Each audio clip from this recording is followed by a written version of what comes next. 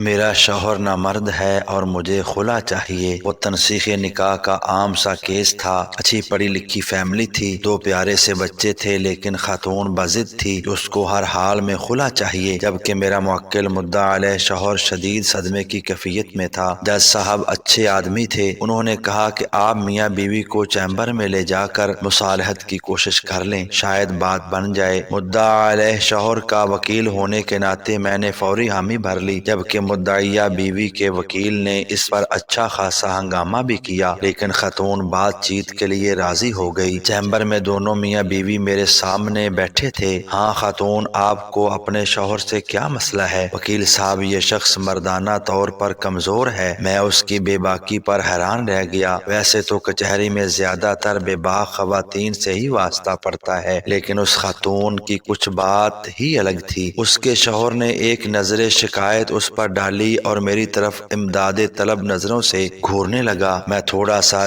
جھلا گیا کہ کیسی عورت ہے، ذرا بھی شرم و حیا نہیں ہے۔ بہرحال میں نے بھی شرم و حیا کا تقاضا ایک طرف رکھا اور تیز تیز سوال کرنا جب اس سے پوچھا، کیا آپ کا اپنے مرد سے گزارا نہیں ہوتا؟ تو کہتی کہ ماشاءاللہ 2 بچے ہیں ہمارے، یہ جسمانی طور پہ تو بالکل ٹھیک ہیں، تو بی بی پھر مردانہ طور پر کمزور کیسے ہوئے؟ میں نے استفسار کیا۔ وکیل صاحب، میرے بابا دیہات میں رہتے ہیں اور زمینداری کرتے ہیں، ہم 2 بہنیں ہیں، میرے والد نے ہمیں کبھی دھی رانی سے کم بلایا ہی نہیں، جبکہ میرے شوہر مجھے کتی کہہ کے بلاتے ہیں، یہ کون سی مردانہ صفت ہے؟ وکیل صاحب، مجھ سے کوئی چھوٹی موٹی غلطی ہو جائے تو یہ میرے پورے مائکے کو گالیاں دیتے ہیں، آپ ہی بتائیں کہ اس میں میرے مائکے کا کیا قصور ہے؟ یہ مردانہ صفت تو نہیں نا کہ دوسروں کی گھر والیوں کو گالی دی جائے؟ وکیل صاحب، میرے بابا مجھے شہزادی کہتے ہیں اور یہ غصے میں مجھے کنجری کہتے ہیں۔ وکیل صاحب، مرد تو وہ ہوتا ہے نا جو کنجری کو بھی اتنی عزت دے کہ وہ کنجری نہ رہے، اور یہ اپنی بیوی کو ہی کنجری کہہ کر پکارتے ہیں، یہ کوئی مردانہ بات تو نہیں ہوئی نا؟ وکیل صاحب، اب آپ ہی بتائیں کہ کیا یہ مردانہ طور پر کمزور نہیں ہے؟ میرا تو سر شرم سے جھک گیا۔ اس کا شوہر اس کی طرف دیکھ کر بولا، اگر یہی مسئلہ تھا تو تم مجھے بتا سکتی تھی نا، مجھ پر اس قدر ذہنی ٹارچر کرنے کی کیا ضرورت تھی؟ شوہر